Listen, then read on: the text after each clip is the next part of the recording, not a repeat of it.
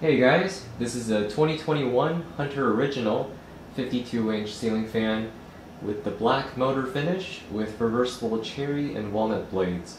So currently I have the 4-blade configuration installed here, but it does include a 5th blade, and like a lot of the I think 90s and newer originals, you can install 5 blades using the outer holes on the rotor. And I also have the cherry side of the blades facing down. I think this gives the fan a very classic look to it, and this is going to be a showcase and also a review of this fan because it is a new fan and you can still buy it, so I wanted to share my thoughts on this fan. And this fan's been up here for about a year, so I know how it's held up over the year that it's been up here. And also this being we're really close to National Ceiling Fan Day 2023, so I do want to make a video on this so I can take it down and put something else up. So, without further ado, let's get right into it. So if you're a collector like me, I'm sure you would know that the Hunter Original is perhaps the most legendary ceiling fan there is because it uses a very old design, what's called the oil bath lubrication system. So instead of using ball bearings like a lot of modern ceiling fans, there is a thrust bearing located inside of the upper portion of the switch housing, and it's sitting inside of an oil cup, which is filled with oil, and there is a spiral groove cut into the shaft that supports the rotor. So as the rotor spins, it basically carries oil up the shaft, and there's an oil return hole that brings the oil back to the oil cup. So it's basically a self-sustaining oil system as long as you keep the oil cup full with oil. It's a very reliable yet simple design, but ball bearings nowadays are cheaper to make and technically less maintenance for an average homeowner, so that's what's used in most fans nowadays. But this fan really is one-of-a-kind fan, and as of now it is the only oil bath ceiling fan in the ceiling fan market. And really, Hunter themselves, they're legendary for keeping this amazing machine alive. And yeah, this is a really old design, and its general appearance even dates back to the early 1910s with the C17s and C18s. Those double row elongated vent on the bottom plate there. That's pretty much the exact design that was used in the C17s and C18s and through the Type 52s and R52s and originals, of course. So, wow, this is definitely a very special piece in the ceiling fan market. And this being a newer one, the latest generation of the Hunter Original, it does have some improvements from the earlier originals that were made in the 2000s, because Hunter did shift the production of these fans from America to, I think, Taiwan and China. And doing so, they actually changed the design of the motor. Instead of having an inner rotor design, they switched it to a typical spinner motor, where the rotor is situated outside of the stator. And they also shortened the bearing shaft, which was a critical mistake that actually introduced an issue where the rotor would lock up more easily if it's not properly lubricated. And because the shaft was shorter, that also meant there's less surface area for the rotor to disperse its weight or load across. So that obviously puts more stress on the bearing surfaces, and that of course leads to higher chance of the rotor locking up if there's not enough lubrication. So to kind of mitigate that issue, they brought back the full-length shaft in 2015, and that was a good move by Hunter. And I think around 2019, just before they released the 135th anniversary silver original, they brought back the cast iron blade brackets. So those pieces there that hold the blades onto the motor, they're now made of cast iron, which is quite different than what we had before. Before we had die-cast zinc arms, which, I mean, they were alright. That's what's pretty much used on all of the ceiling fan nowadays, but the problem with die-cast zinc blade brackets is that they have the tendency to sag over time.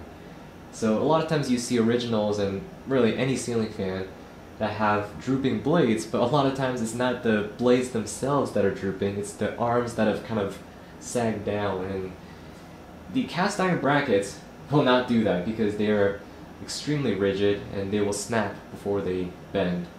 So that's pretty cool, and these Hunter Originals haven't seen cast iron brackets since, oh boy, I think around the 1940s or the 1950s. So that was also a really cool change made by Hunter. Yeah, there's I could, go on and on about these fans, but I'm sure you guys want to see a close-up and demo of it, so let's get right to that. Alright, so before we continue, I just wanted to say the dehumidifier is running just outside of the room, so there's a little bit of background noise, but if it becomes a problem, I'll turn it off before I give you guys the demo. So here it is, closer up. So like I said, I've got the cherry side of the blades facing down. It looks quite nice. Now these also, another improvement they made, I'm not sure if this really is an improvement, but a change they made with the 2015 and newer originals is the PVC veneer on these blades.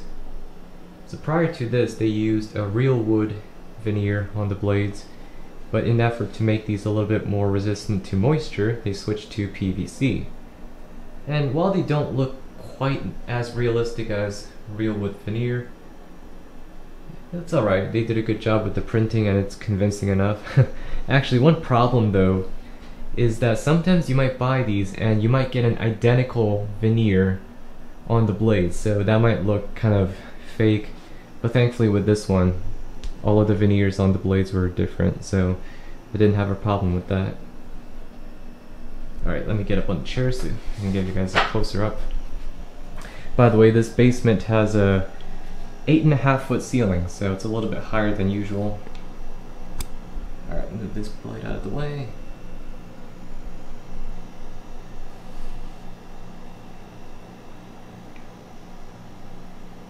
And there's the tag.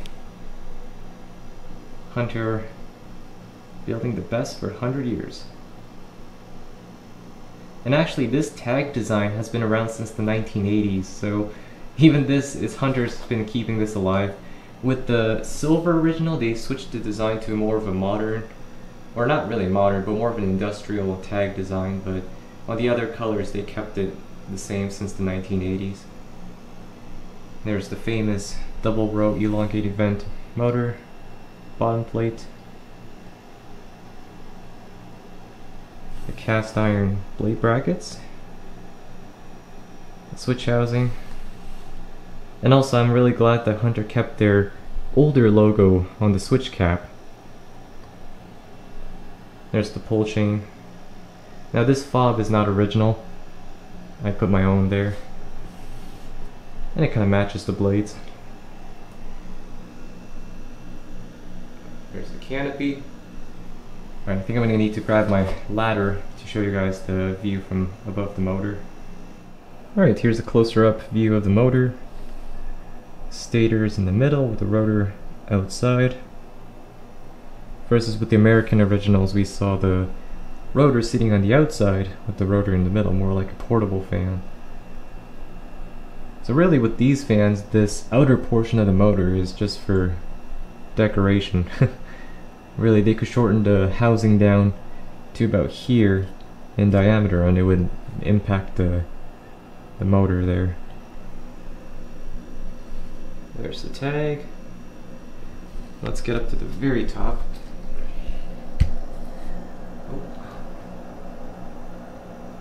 Okay, so my camera's about to hit the ceiling, so I can't really give you guys a good view of the tag there, but I'll grab my phone and take some photos. And there's the canopy. Alright, just switched over to my phone for this video clip. I can't see the screen, so you can pause the video to read. Does that say 100 watts for the motor? Model 23838. I can just barely see it. So there's the warning sticker, and over there there's the manufacturer date. It's the 52nd week of 2021. And there's also this cool oil fill cap. Just lift it to fill it with oil. That's pretty cool. And this upper motor vent design has been used in the original since I think the 1960s or 70s, if not earlier. Prior to this, they had a much wider outer vent. Alright, so before we get to the demo of this fan, I just wanted to talk about my opinion on these newer Hunter originals. Now first of all, these are very expensive fans. I think the MSRP is around $500 or $600. And that is really expensive for a ceiling fan, whereas you could go to a big box store and pick one up for, I don't know, sometimes less than $100, sometimes down to $50. So it's a very expensive fan. Thankfully I was fortunate enough to get it at a crazy low, it was a record low price. I forget the exact numbers, but it was like 20% off or something like that, 20-25% off. So I got it for a better price, but still it was very expensive. So of course, naturally, you would expect it to be almost perfect, right? It's an expensive fan, it's a legendary fan, so you would expect top-notch quality. But unfortunately, I don't know, I didn't really get that with this fan, and let me show you why. So first of all, this fan's been up here in this room for about a year so far. Here in the basement room, it's pretty well climate controlled. I would say the humidity rarely goes above 50 to 55%, and it's pretty cool here all year long. But the blades are already starting to warp, which is making me kind of scratch my head. With this one, it's warping downward slightly. It's sagging, so if I go into manual focus, you can kind of see that's sagging a little bit. On this side as well. This one is twisted. So comparing it to the close side of the blades here versus the far side against the motor, right there you can see that against the blade bracket there's a clear warpage. This end is a little bit more horizontal than the further edge. This one is also sagging already. It's a little bit more apparent in person. It's also twisted too. That sucks. If I go to the edge here, slightly twisted. So I'm not sure what it is with these blades that are just twisting so easily, because I've got fans that are much older than this that don't have any warpage issues, so I'm not sure what's this about, but that's one problem I've had so far. Another one is, it's hard to tell in this lighting, but the casting quality is just, I don't know, it's not that great, considering in the early 2000s with the overseas originals, those actually had really good casting quality. They were very consistent, nice sand cast texture. But with these, there's occasionally some defects along the edges and also on the side. It just seems like Hunter lowered the quality standards with these fans, these newer fans, and just allowing more defects to pass through. And that's unfortunate. It's happening, but I'm not too happy about that. And I also have some other things I wanted to point out, and I'll add that in post-production, so here it goes. Alright, so what we have here are two blade brackets from two different Hunter original fans that I got. Now, keep in mind that these two fans were made only within weeks of each other, so they theoretically should be the exact same versions of the fan, maybe different batches. Now, notice the bracket on the left from fan A has substantially less cast iron and a ribbing than the bracket on the right, which was from fan B. And I did confirm on a kitchen scale that the bracket on the right does weigh quite a bit more than the bracket on the left. It's kind of strange when you see these kinds of inconsistencies between fans, especially when it's this noticeable and this distinct. Now here's a back and forth comparison. You can clearly tell that one does have indeed quite a bit more cast iron than the other. So this next issue is a bit more concerning, quite a bit more actually. So I took one of the fans apart just for fun because I wanted to see what the motor looked like. And well, here it is, and this is the stator, and at first it looks fine, but it's not until you zoom into this spot right here, and you'll see this oddly peculiar squiggly line kind of sweeping in near that winding there. Now, what is that, you might ask? Well, I examined it, and it turns out that was caused at the factory when they were assembling the fan. So, the worker who was driving in that screw nearby was using a power tool, and I'm sure when they were doing it fast because that's how mass production works. And that power tool must have slipped off of that screw head and it skated across the laminate and struck the winding. That's right. I examined the copper there, and the tool had actually taken a chunk out of a couple strands of the copper winding there. And they were bare metal. I checked the continuity, and they had continuity between them, which is very concerning. I'm sure with time, with heat, vibration, there's a good chance that that could have shorted out and potentially started a fire. And that's very concerning. I'm shocked that it even went through quality control. I did check the other fans that I got, and they were okay, but I did return this one, so that was very, very disappointing to see. So the last thing's not that serious, but I wanted to bring it up anyways because it really just kind of bugged me. It's regarding the boxes that they use to ship these fans in. Now keep in mind, these Hunter Originals are very heavy fans. They weigh 45-50 pounds, and they ship these in a single-ply cardboard box that's held together with adhesives. I mean, here's a box, one of the boxes that I got, and the sides were completely torn open, even the flaps, because they are not well held together. Now, some older fan boxes were stapled together along the sides there, and that's how it should be done. But the fact that they just cut corners and they used just thin strips of adhesive to hold the box together for a 50-pound fan, that's ridiculous. Alright, so I know we're losing daylight, and before we get to the demo of the fan, I just wanted to answer one little question, which is, would I recommend a newer Hunter Original to other people? And to an average homeowner, I would have to say no, unfortunately. Unless you have the budget, and if you're not picky, then maybe go ahead, but I just feel like you're not getting the best value for the money, because this is a very expensive fan, so you would expect really high quality parts and stuff, but I feel like Hunter kind of lowered their standards recently, and I don't know, even though I paid far less than what it would have sold typically, and I'm not too happy with it. I think you're better off just looking on your local buy-sell websites and buying an American-made original for significantly less. All you can do is just, clean it up a little bit, re-lubricate it, and it's good to go. And also, this is not a lemon. I've actually gone through quite a few of these newer fans because there was a whole chaotic mess with the shipping and damage and all that. I don't even want to get into that. That was a complete mess. So I actually currently own 3 of these newer Hunter Originals. Don't ask me why, but yeah, there was a whole situation with that. But they all have some kind of a defect in one form or another. So this is not a lemon. This fan is not just happened to be a defective. It's not a defective batch because all 3 fans that I have, they're made in completely different weeks, and one's actually made in 2022. So I don't know, just inconsistency with these products.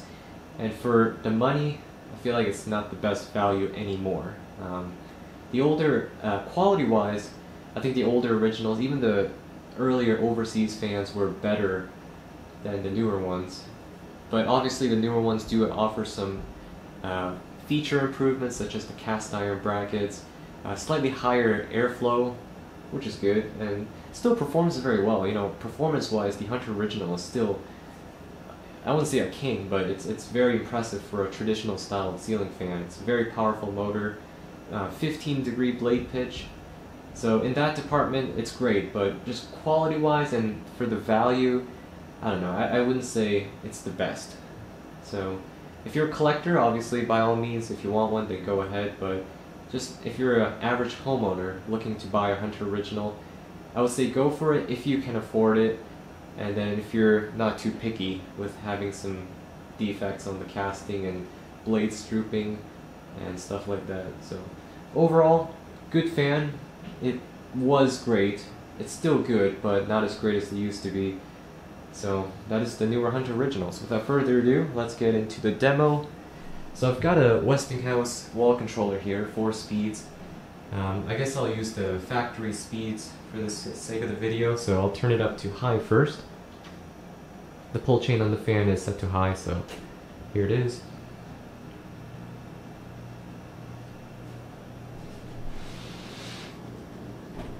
I'll close the door so the dehumidifier noise is blocked out a little bit more. Oh, that's so much better.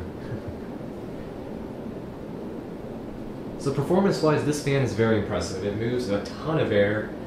I don't remember the exact CFM rating, but it's much higher than other typical traditional style 52-inch ceiling fan. I'm just gonna stand underneath it. Very impressive. A ton of air being shot out from the fan. It's fairly well balanced on high speed.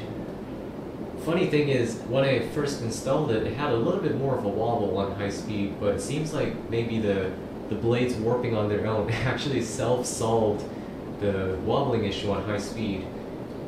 So that's kind of funny. Maybe maybe it's a feature that's the reason why the blades warp on their own, is to self-balance the fan. Obviously I'm kidding, but... And also I really try to avoid using those stick-on blade balancing weights, because I'm being a collector, you know, sometimes I can switch the blades around to the other side and I don't want the adhesive ruining the finish, so I try not to use those if I can help it. Alright, so there it is on high, very powerful fan. Let me give you guys a close-up.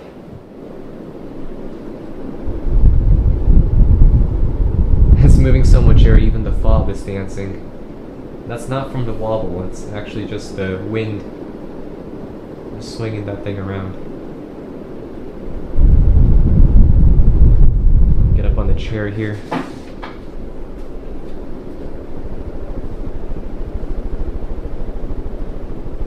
Very powerful fan, like I said.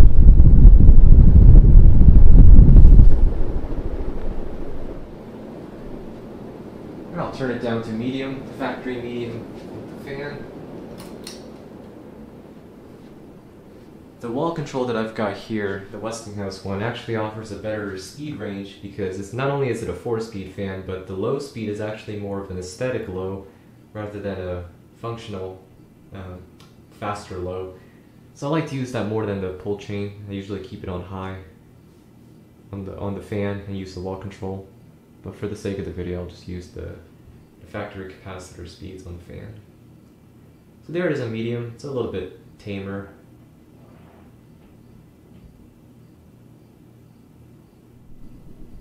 There's an idea of the blade pitch. Like I said, this being a 15-degree blade pitch fan, it's quite steep.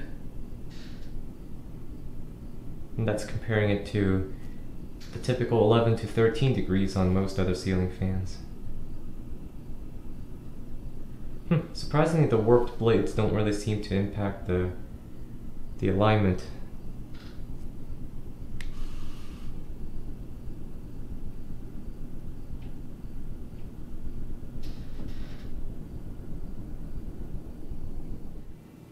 Now we'll turn it down to low.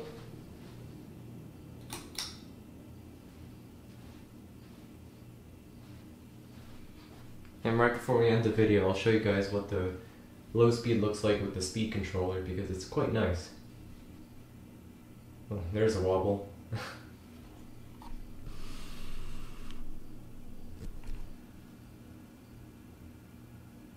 Let's go to the low speed on the wall controller. So I'm going to turn it off first and coast down just a little bit while I turn the controller and the wall down. Alright, so there's low speed on the wall control. Turn this back on.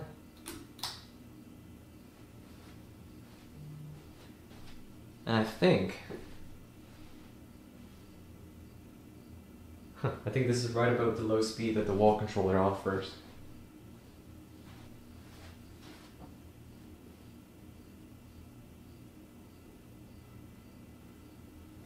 So this is a nice aesthetic low speed. Doesn't move a whole lot of air, but it looks really nice.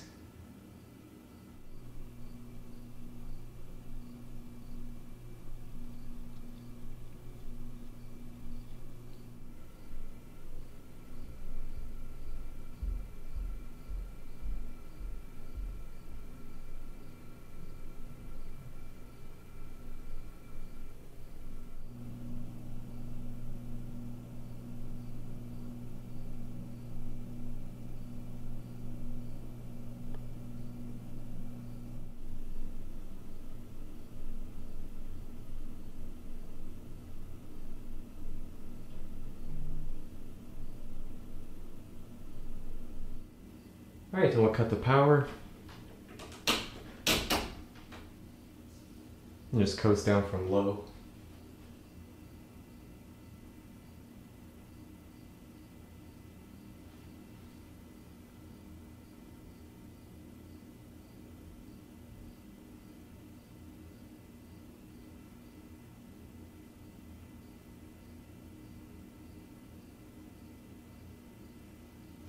So I guess to sum it up, I really like the Hunter original. I love the oil bath system, and the fact that Hunter's been keeping this fan alive for over 100 years is amazing.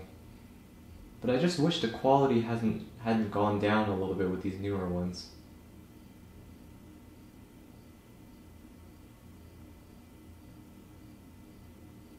Nice.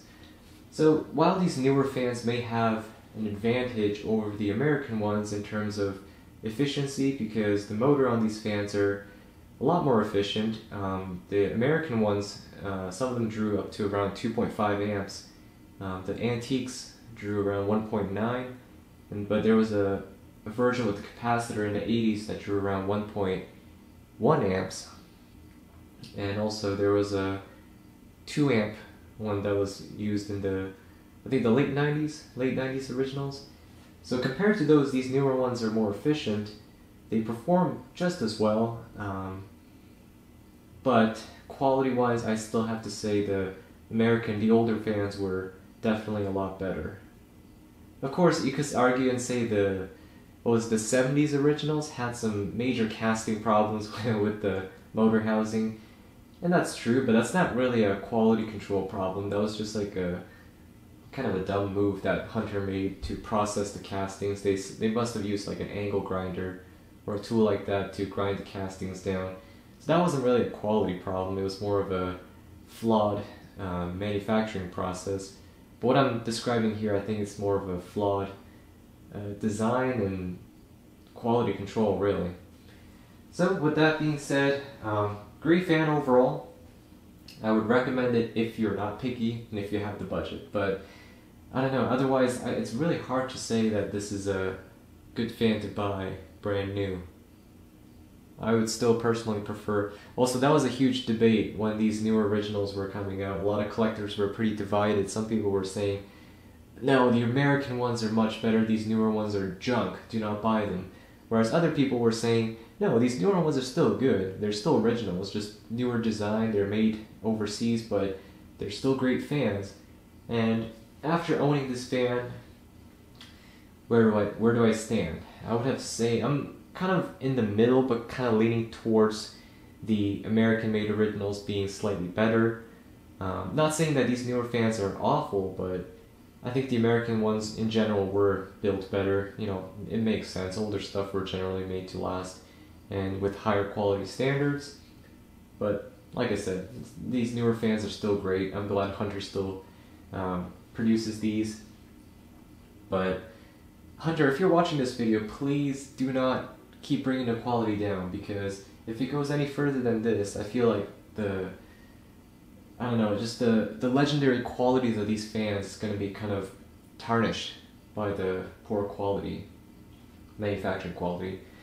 So anyways, that is the 2021 Hunter Original 52-inch ceiling fan in black with walnut and cherry blades. And this is going to be, I'm going to take a video of the fan for National Ceiling Fan Day, or not National Ceiling Fan Day, for a fan collection montage, and it's going to be tucked away back in its box for God knows how long. Anyways, that's going to be it for this video. It was a long, rambling video, but hope you all enjoyed it, and I'll see you in the next one. Peace.